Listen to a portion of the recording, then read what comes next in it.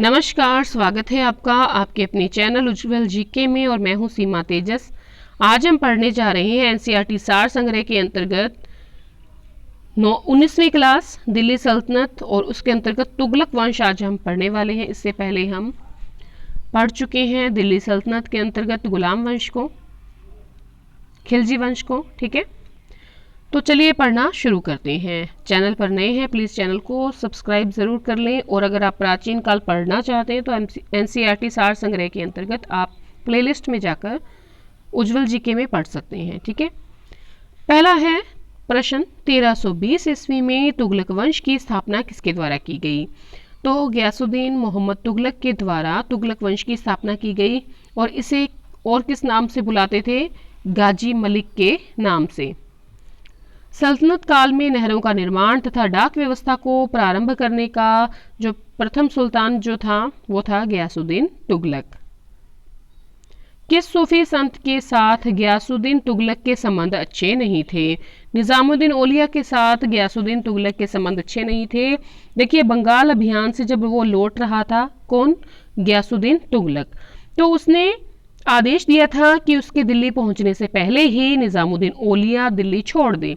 इसी संदर्भ में निजामुद्दीन औलिया ने सुल्तान के विषय में कहा था कि हनूज दिल्ली दूर अस्त, यानी दिल्ली अभी दूर है और जब तक ये पहुंचता है वहां पर इसका लकड़ी का महल था, उसके गिर जाने की वजह से उसके ऊपर, तुगलक के ऊपर, तो गयासुद्दीन तुगलक की मृत्यु हो जाती है, वो दिल्ली पहुंच ही नहीं पाता। ठीक है, नेक्स्ट है दिल्ली सल्तनत का सर्वाधिक विद्वान सुल्तान कौन था? मोहम्मद बिन तुगलक। मोहम्मद बिन तुगलक की योजनाओं की वजह से वो काफ़ी प्रसिद्ध रहा है। पहली योजना थी जो उसकी, वो थी राजधानी परिवर्तन की योजना, जो कि 1326 से 1327 ईस्वी तक चली। देखिए, मोहम्मद बिन तुगलक ने देवगिरी के का जो नाम था वो दौलताबाद रख दिया और उसे दिल्ली सल्तनत की राजधानी बना दिया। ये योजना असफल रही और 1335 ईस्वी में पुनः दिल्ली को राजधानी बनाया गया।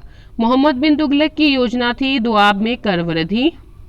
ठीक है, दोआब में कर वृद्धि, ये योजना थी 1327 से 1328 में और ये योजना भी असफल रही क्योंकि उस समय वहाँ अकाल पड़ जाता है और जनता कर नहीं दे पाती है। ठीक है, तो किस्मत खराब कह दें या कुछ भी कहें, तो इसकी योजनाएं थी अच्छी लेकिन असफल होती गई। उसके बाद इसने जो योजना चलाई वो थी मुद्रा, सांकेतिक मुद्रा का प्रचलन, जो 1330 ईस्वी में इसने की। ठीक है, तो चांदी की क्या हो गई थी? कमी हो गई थी दिल्ली सल्तनत में इसके समय में, तो इसने सांकेतिक मुद्रा चलाने का सोचा और नियंत्रण के अभाव में ये योजना भी असफल रही। लोगों ने घरों में ही क्या बनाने शुरू कर दिए? तांबे के सिक्के बनाने शुरू कर दिए।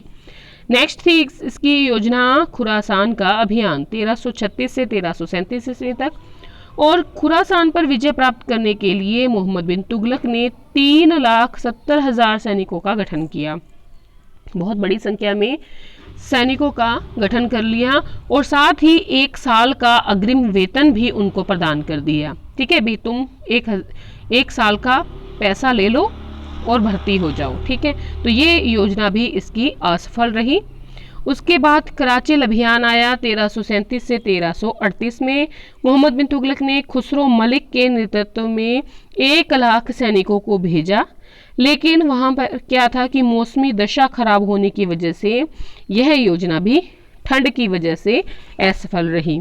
ठीक है, उसके बाद देखिए, कृषि के विकास के लिए अमीर कोही नामक नए विभाग को किस सुल्तान ने प्रारंभ किया?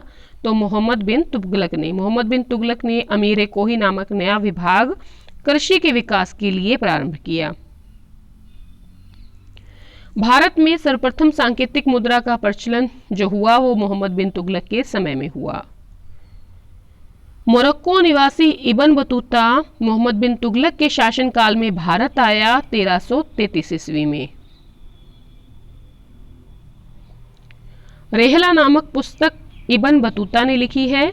मोहम्मद बिन तुगलक के काल में ही सल्तनत से विद्रोह करके 1336 ईस्वी में हरिहर और बुक्का ने विजयनगर की स्थापना की और 1347 ईस्वी में हसन गंगू ने बहमनी साम्राज्य की स्थापना की।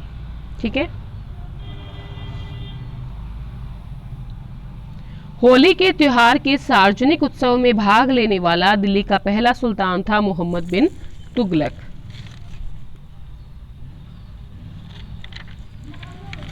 दिल्ली सल्तनत पर मैंने विस्तार से वीडियो बनाई हुई है। आप उज्जवल जी के चैनल पर जाकर मुगल काल पढ़ना चाहें, दिल्ली सल्तनत पढ़ना चाहें तो पढ़ सकते हैं भारतीय इतिहास की प्लेलिस्ट में। ठीक है। किस जैन संत के साथ मोहम्मद बिन तुगलक के संबंध घनिष्ठ थे? तो जिन प्रभा सूरी के साथ। मोहम्मद बिन तुगलक की मृत्यु किस अभियान के दौरान हुई थी? सिंध अभियान 1351 ईस्वी में इसकी मृत्यु हुई। सर्वप्रथम लोक निर्माण विभाग की स्थापना किस शासक ने की?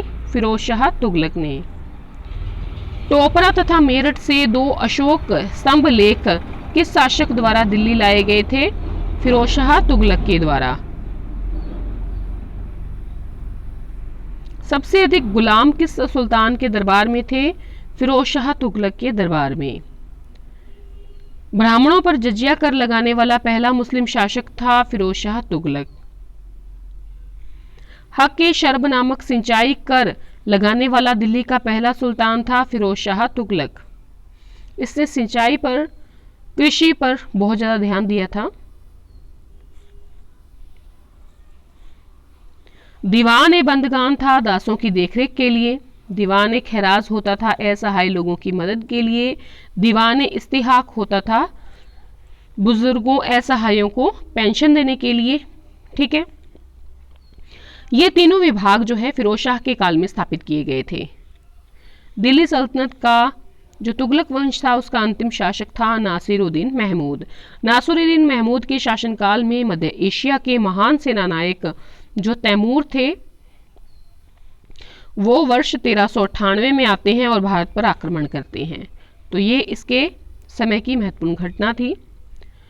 आज के लिए इतना ही। अगर वीडियो पसंद आई है प्लीज़ लाइक शेयर कमेंट ज़रूर करिएगा। अगली जो हमारी वीडियो है वो लोदी वंश और सैयद वंश पर रहने वाली है।